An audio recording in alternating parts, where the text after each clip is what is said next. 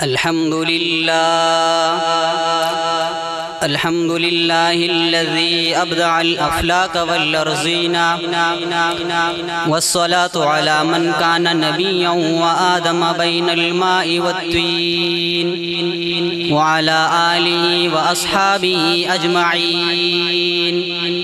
أما بعد، فأعوذ بالله من الشيطان الرجيم. بسم الله الرحمن الرحيم. لقد كان لكم في رسول الله أسوة حسنة. صدق الله العظيم. وقال النبي صلى الله عليه وسلم: وعن عبد الله بن سلام رضي الله تعالى عنه قال: لما قدم النبي صلى الله عليه وسلم المدينة جئت فلما تبينت عرفت أن وجهه ليس بوجه كذاب. صدق الله العظيم وصدق رسوله النبي الكريم، ونحن على ذلك لمن الشاهدين والشاكرين، والحمد لله رب العالمین. انتہائی واجب الاحترام معزز طلباء کرام اور ہمارے مہمان گرامی، السلام علیکم ورحمۃ اللہ وبرکاتہ. آج میں آپ حضرات کے سامنے اس عظیم الشان جلسے میں سیرت النبی صلی اللہ علیہ وسلم کی ایک عظیم شاخ حسن مصطفیٰ صلی اللہ علیہ وسلم پر روشنی ڈالوں گا.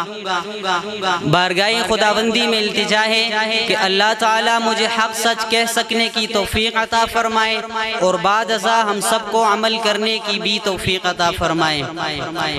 سامعین مکرم، جب میں سیرت کا مطالعہ کرتا ہوں تو میں قرآن مجید اور باقی کتب کے اندر سیرت اور حسن مصطفیٰ کے بارے میں عجیب فصاحت اور بلاغت سے بھرے جملے پاتا ہوں. حضرت حسان بن ثابت رضی اللہ تعالی عنہ شعراء اسلام میں نامور شاعر ہے. وہ نبی کریم صلی اللہ علیہ وسلم سے مخاطب ہوتے ہیں: یا رسول اللہ، میرا دل چاہتا ہے کہ آپ کی تعریف کروں. نبی کریم صلی اللہ علیہ وسلم تصور میں فرماتے ہیں کہ حضرت حسان سے کیسے کہوں کہ آپ میرے منہ پہ میری تعریفیں کرتا جا. حسان ابھی بیٹھے نہیں ہیں کہ اللہ نے وحی نازل فرمائی. صحیح بخاری کے الفاظ ہے، حضرت جبریل امین کے ذریعے سے اللہ رب العزت نے حضرت حسان بن ثابت رضی اللہ تعالی عنہ کی تائید کی. بخاری شریف میں ہے: قم یا حسان ایدک اللہ بروح القدس منہ. اے حسان، آپ اٹھ جائیے، اللہ رب العزت نے جبریل امین کے ذریعے سے آپ کی تائید کی. حسان اٹھتے تو پہلے بھی ابھی اٹھنے کا انداز ہی کچھ اور ہوگا، کیونکہ حسان رضی اللہ تعالی عنہ کی چاہت کے ساتھ اللہ رب العزت کی چاہت مل گئی. تو حسان ابھی بیٹھے نہیں ہے تو اشعار شروع ہونے لگے. نبی کریم صلی اللہ علیہ وسلم یوں مخاطب ہے حضرت حسان، فرماتے ہیں: وَأَحْسَنَ مِنْكَ لَمْ تَرَ قَطُّ عَيْنِي وَأَجْمَلَ مِنْكَ لَمْ تَلِدِ النِّسَاءُ خُلِقْتَ مُبَرَّأً مِّن كُلِّ عَيْبٍ كَأَنَّكَ قَدْ خُلِقْتَ كَمَا تَشَاءُ.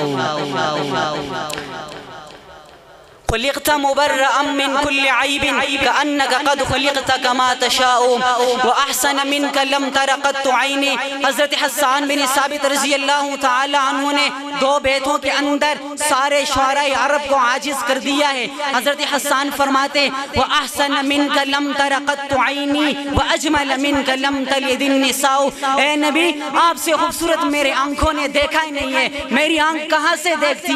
آپ جیسے خوبصورت تو کسی ماں نے جنا ہی نہیں ہے. حسان رضی اللہ تعالی عنہ نے کمال کر دیا ہے.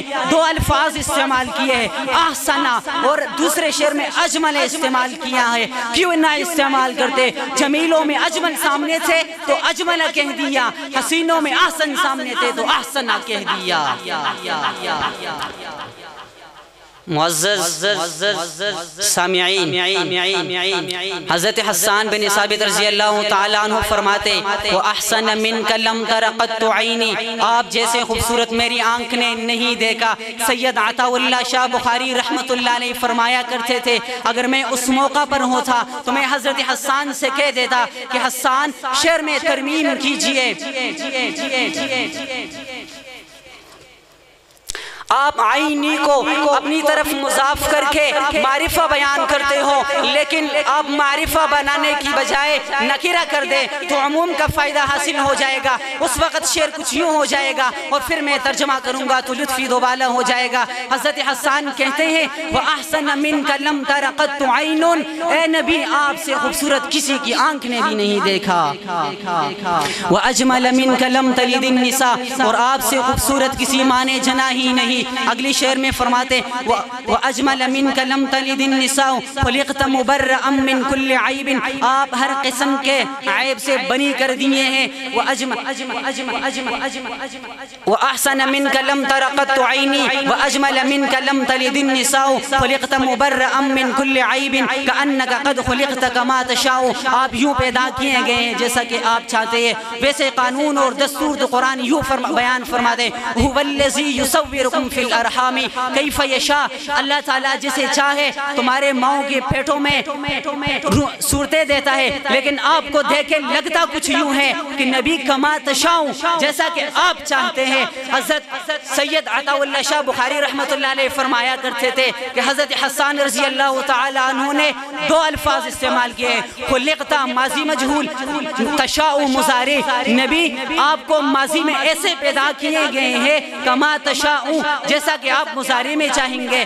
بچپن میں کوئی بھی برائی اچھائی نہیں جانتا، یہ نہیں سمجھتا کہ میں خوبصورت ہوں بدصورت ہوں، لیکن یہی بچہ جب کل کے لیے جوان ہوتا ہے تو شیشے کے سامنے کھڑے ہوتا ہے، اپنے اندر عیوب نکالتا ہے، آنکھیں ایسے ہوتی، کان ایسے ہوتے، لیکن حسان کہتے ہیں آپ ماضی میں ایسے پیدا کیے گئے ہیں جیسا کہ آپ مضارع میں شیشے کے سامنے کھڑے ہو کے چاہیں گے۔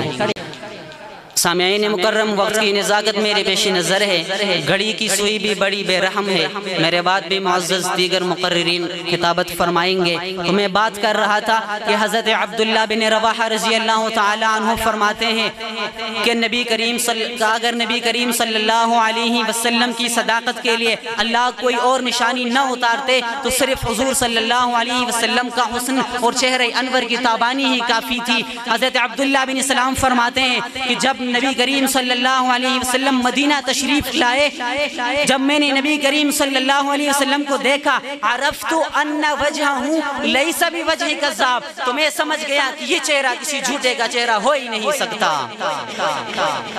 ام معبد نے ہجرت کی رات میں جب نبی کریم صلی اللہ علیہ وسلم کو دیکھا تو نبی کریم صلی اللہ علیہ وسلم کے چہرے انور کو چاند کے ساتھ تشبیہ دی، تلألأ البدر جیسے الفاظ استعمال کیے ہیں۔ تو شاعر اس کے اوپر لکھتے ہیں کہ چاند سے تشبیہ دینا بلا کون سا انصاف ہے، چاند سے تشبیہ دینا بلا کون سا انصاف ہے، چاند کے چہرے پہ چھائیاں میرے مدنی کا چہرہ صاف ہے۔